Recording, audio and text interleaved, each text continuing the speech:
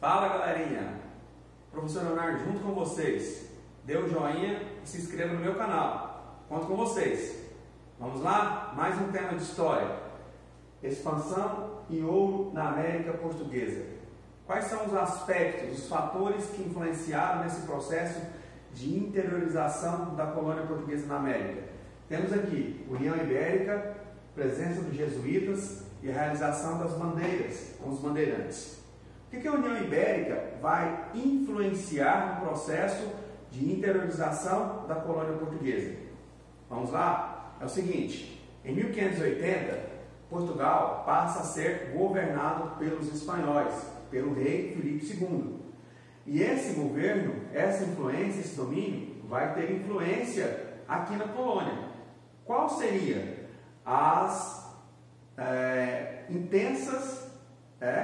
os intensos ataques corsários de inimigos espanhóis? Então o governo luso-espanhol vai ter que tomar uma medida. Qual seria a medida desse governo? Enviar para cá esquadras de militares para defender as regiões atacadas.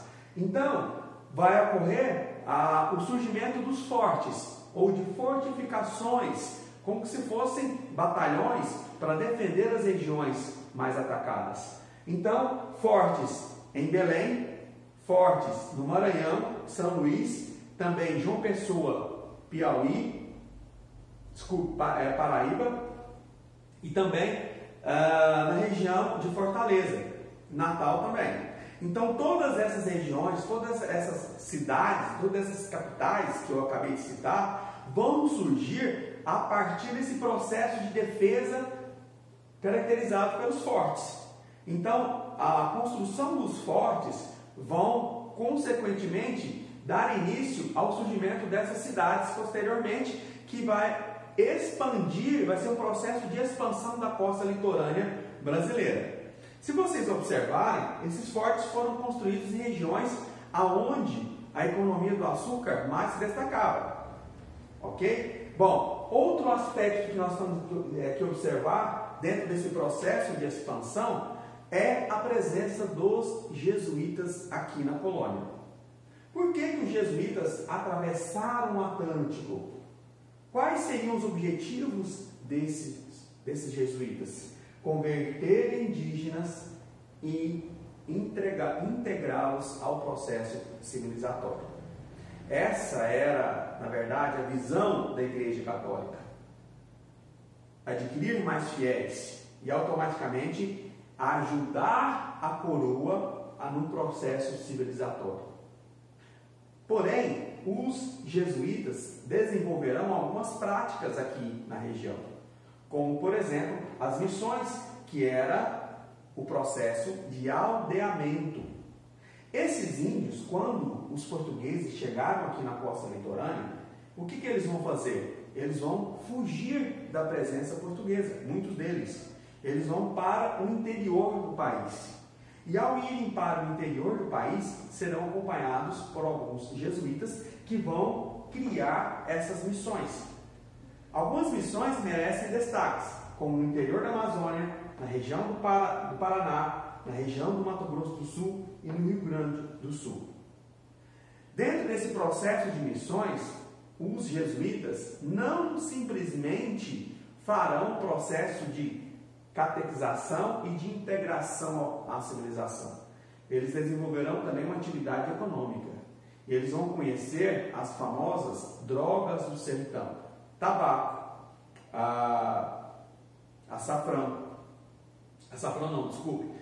guaraná. Eram produtos que existiam aqui, nativos daqui, e também considerados como especiarias. E esses produtos, ao conhecê-los, os jesuítas vão vendê-los para a Europa e ganhar dinheiro com isso. Os jesuítas também foram caracterizados como soldados de Cristo. Por quê? Porque eles verificaram a intensa escravização do índio, principalmente na região do Maranhão. Então eles vão se opor a esse processo de escravização.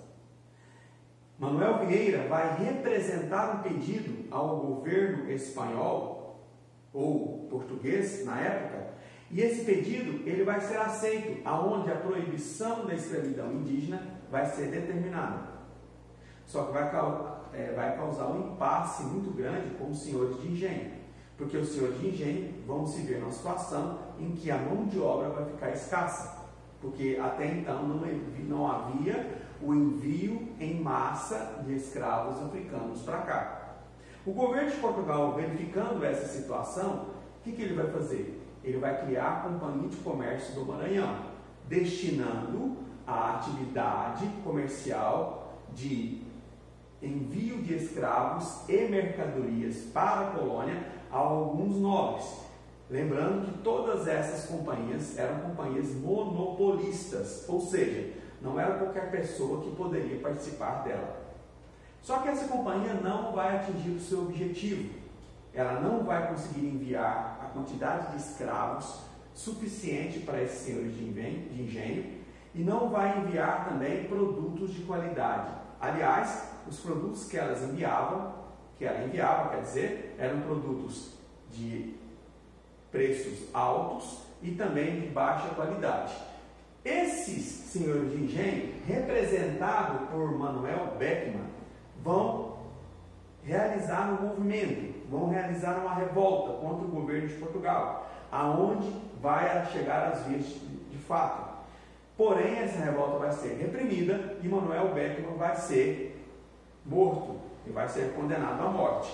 Só que essa revolta ela não vai ficar, sem adquirir algum aspecto positivo.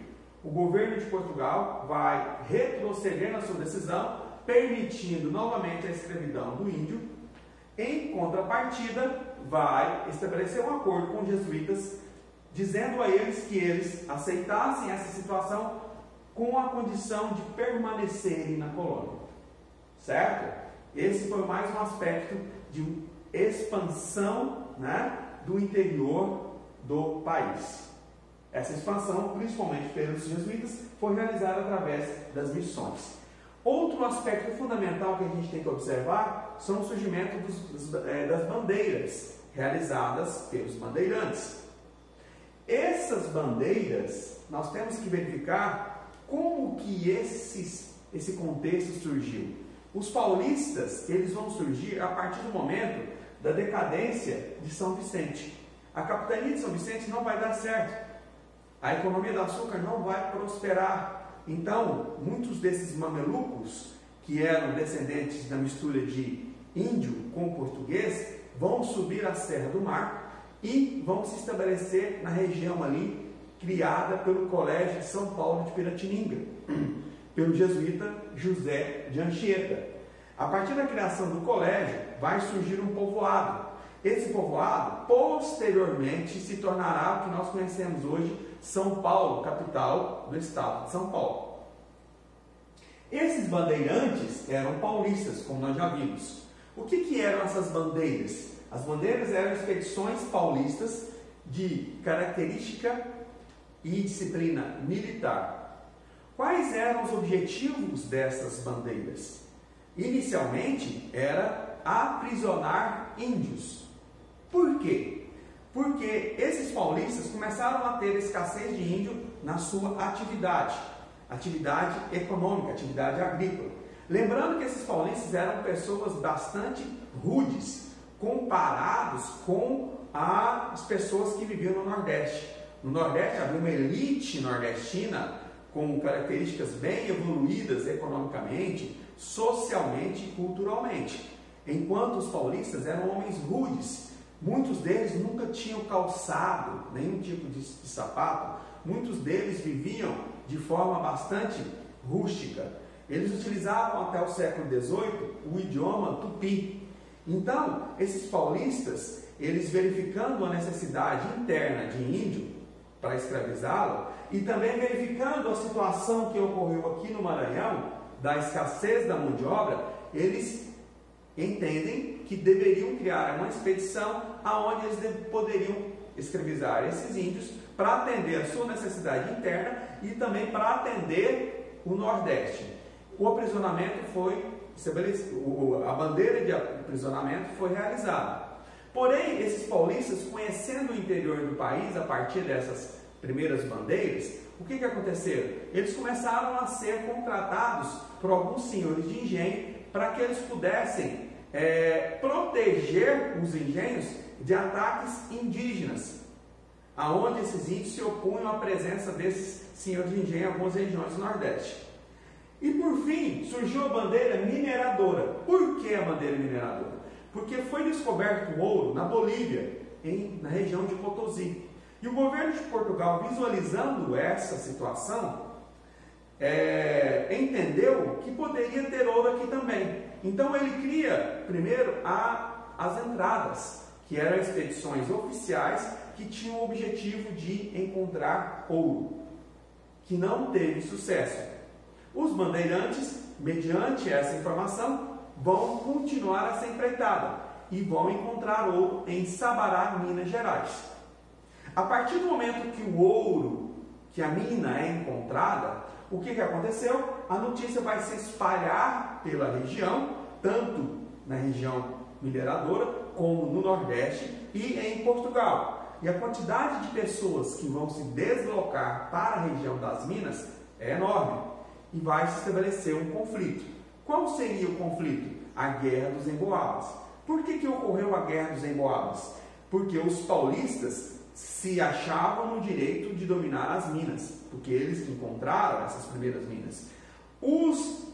As pessoas que chegavam nas minas, como do Nordeste e também de Portugal, na maioria delas portugueses, também se achavam no direito de dominar as minas. Por quê? Porque eles entendiam o seguinte: se Portugal coloniza o Brasil, nós portugueses temos privilégios. E o conflito está estabelecido. E chegou às vias de fato, aonde eles vão se guerrear, vão se estabelecer em conflito armado, e os emboabas, que eram os forasteiros, como eles eram chamados pelos paulistas, vão vencer esse conflito.